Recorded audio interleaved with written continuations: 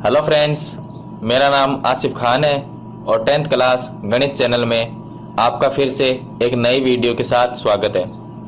अगर आपने मेरा चैनल अभी तक सब्सक्राइब नहीं किया तो वीडियो के नीचे रेड कलर के सब्सक्राइब बटन पर क्लिक करके मेरा चैनल सब्सक्राइब करें। चलिए स्टार्ट करते हैं आज का चैप्टर।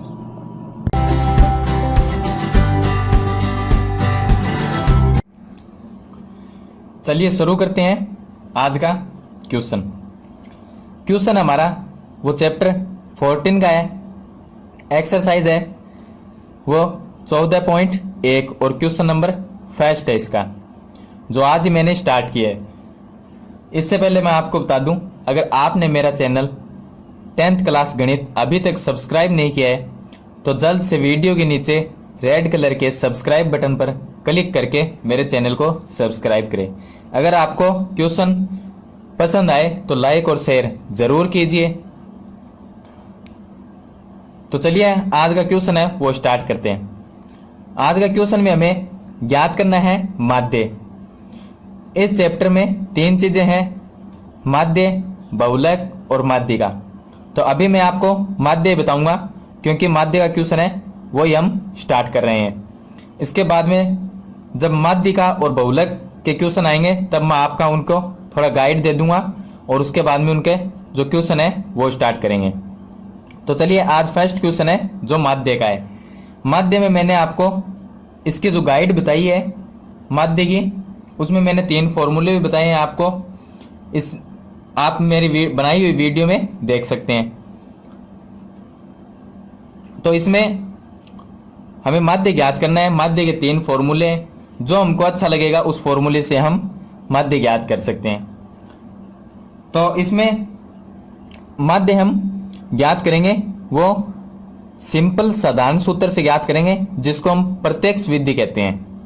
जो इसका सिंपल फॉर्मूला है सिग्मा एफ एक्स बटा सिग्मा एफ, ये फॉर्मूला है, उसे प्रत्यक्ष विधि कहते हैं। उसके बाद में एक कल्पित विधि और इसके बाद में है पग विचलन विधि। तीन प्रकार की विधि है और तीन प्रकार के फॉर्मूले हैं माध्य ज्ञात करने के लिए। तो क्वेश्चन हमारा फर्स्ट है, उसमें ये लिखा हुआ है कि विद्यार्थियों के एक समूह द्वारा पर्यावरण सचेतना अभियान के अंतर्गत एक सर्वेक्षण किया गया जिसमें उन्होंने एक मोहल्ले के 20 घरों में लगे हुए पौधों से संबंधित निम्नलिखित आंकड़े एकत्रित किए। प्रति घर माध्य पौधों की संख्या ज्ञात कीजिए। प्रति घर माध्य की पौधों की संख्या ज्ञात करना मतलब है एक घर की पौधों की संख्या में ज्ञात करनी है माध्य के द्वारा। अब नीचे ये लिखा हुआ है, उसके पीछे ये सारणी दी हुई है बीच में, उसमें ऊपर लिखा हुआ पौधों की संख्या और नीचे लिखे हुए घरों की संख्या, ये हमारे पास में लिखी हुई है। तो नीचे ये लिखा हुआ है माध्य ज्ञात करने के लिए आपने कौन सी विधि का प्रयोग किया और क्यों, ये इसमें लिखा हुआ है। तो ये सारणी है, उसमें पौधों की संख्या और घरों की संख्या लिखी हुई है। अब हमें ये नीचे जो लिखा हुआ है कि माध्य ज्ञात करने के लिए आपने कौन सी विधि का प्रयोग किया, तो हम इसमें प्रत्यक्ष विधि का प्रयोग करेंगे।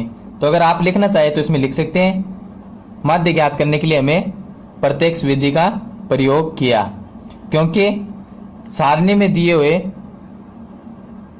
जो मान थे वो सरल रूप में थे, कम थे या छोटे थे।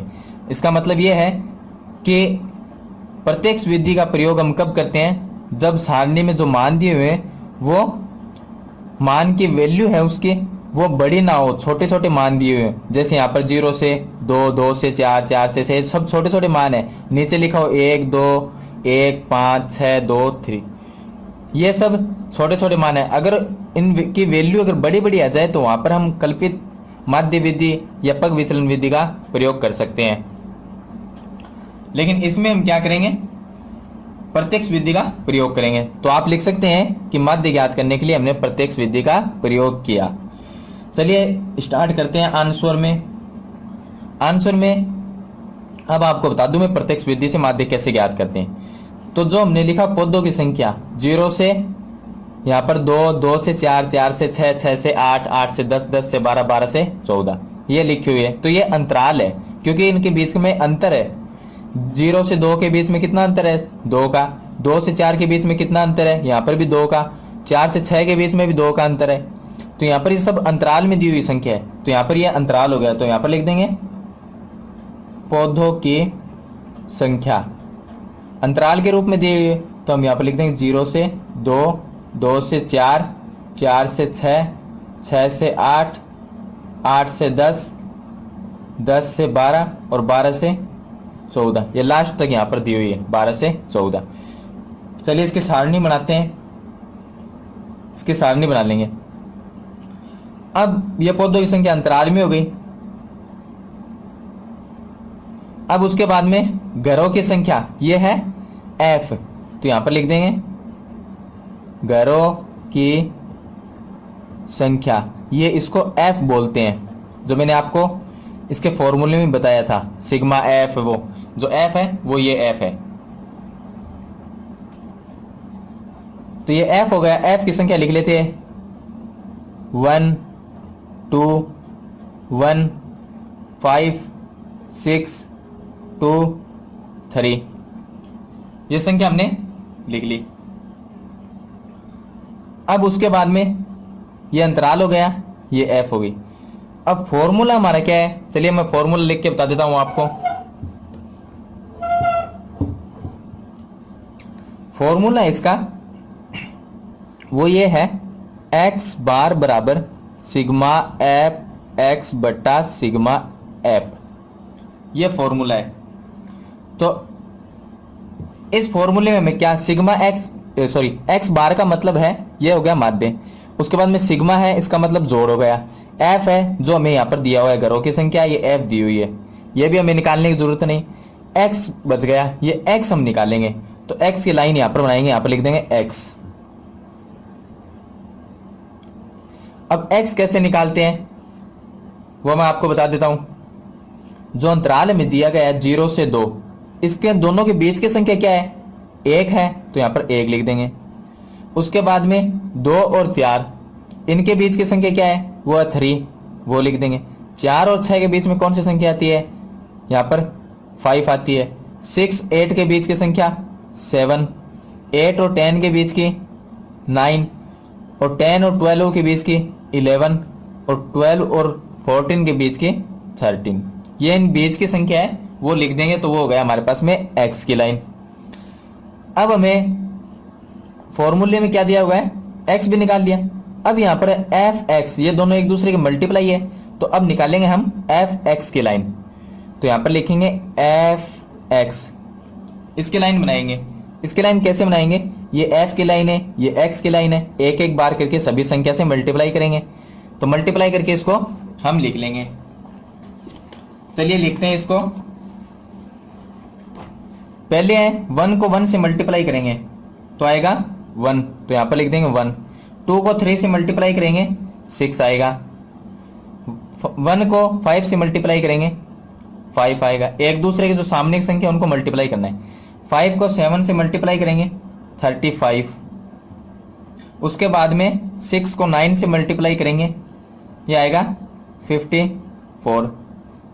उसके बाद में यहाँ पर 2 को 11 से मल्टीप्लाई करेंगे 22। उसके बाद में 13 को 3 से मल्टीप्लाई करेंगे 39। ये आ गई एफ एक्स की लाइन। अब एफ एक्स की लाइन भी बना ली हमने। फॉर्मूले में हमारे एफ एक्स है, उसकी लाइन हमने बना ली। नीचे एफ है वो दिया हुआ है हमें, एक्स की लाइन हमने ज्ञात कर ली। अब हमारे पास में क्या एफ एक्स हो गया। अब सिग्मा एफ एक्स का मतलब है पूरी एफ एक्स की जो लाइन आई है उसके आगे सिग्मा लिखा हुआ है तो उसका मतलब जोड़, तो इस पूरी लाइन का जोड़ ज्ञात करेंगे। तो इन जो पूरी संख्या है इनको जोड़ लेंगे, 1 6 5 35 54 22 39, इन सभी को जोड़ लेंगे। इन जोड़ने पर इनका जो मान आएगा सिग्मा एफ एक्स का मान आएगा 162 या 162। नीचे क्या है एफ की लाइन, ये एफ के पहले सिग्मा लगा हुआ है, इसका मतलब पूरी एफ की लाइन का जोड़। तो एफ की लाइन का पूरी का जोड़ हो जाएगा सिग्मा एफ बराबर, इन सब संख्या को जोड़ेंगे तो ये आएगी हमारे पास में 20। यह आ गया। अब हमें क्या करना है? माध्य ज्ञात करना है। तो हम सूत्र में जैसा जैसा दिया हुआ था वैसा वैसा हमने ज्ञात कर लिया। अब जैसा सूत्र दिया हुआ है उसमें उसका मान है, उसको पुट कर देंगे। चलिए मान को पुट करते हैं।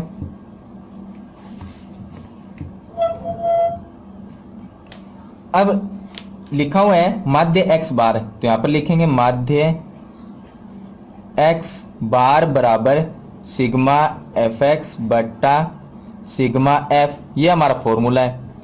फॉर्मूले मान रख देंगे सिग्मा fx, तो सिग्मा fx का मान कितना है 162 अपॉन में सिग्मा f, इसका मान कितना है 20। अब 20 को सॉरी 162 को 20 से डिवाइड कर देंगे, या 162 में 20 का भाग देंगे, तो इसका मान आएगा 8.1। मैं आपको सीधा बता देता हूं, आप इसको डिवाइड करके देख सकते हैं 8.1 आएगा। तो हमें क्या ज्ञात करना था, प्रति घर पौधों की संख्या, तो यहां पर लिख देंगे प्रति घर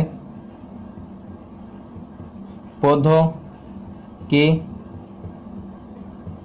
संख्या 8.1 है, ये हम यहां पर लिख देंगे।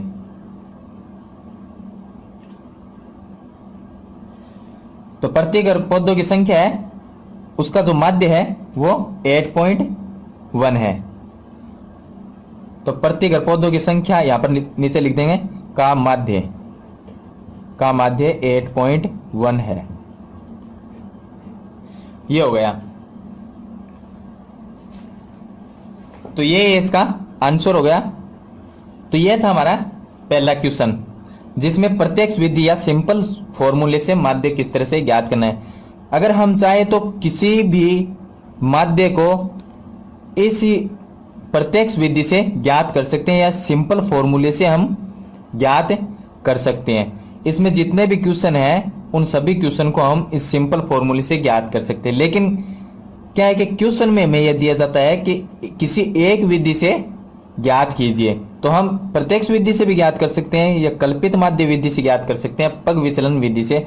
जैसा हमें सरल लगे उसी तरीके से हम इसका जो माध्य है वो ज्ञात कर सकते हैं। तो चलिए पहला क्वेश्चन था हमारा, जो प्रत्यक्ष विधि से हमने माध्य ज्ञात किया है। नेक्स्ट क्वेश्चन में मैं आपको या तो कल्पित विधि या पग विचलन विधि का प्रयोग करके माध्य ज्ञात किस तरह से करते हैं वो मैं आपको नेक्स्ट वीडियो में इसके सेकंड क्वेश्चन में जरूर बताऊंगा। तो ये था आज का हमारा क्वेश्चन। अगर आपको ये मेरा क्वेश्चन पसंद आए तो इसे लाइक और शेयर जरूर कीजिए। नई वीडियो की जानकारी के लिए मेरे 10th क्लास गणित को चैनल को सब्सक्राइब कीजिए। थैंक यू, मिलते हैं नेक्स्ट वीडियो में।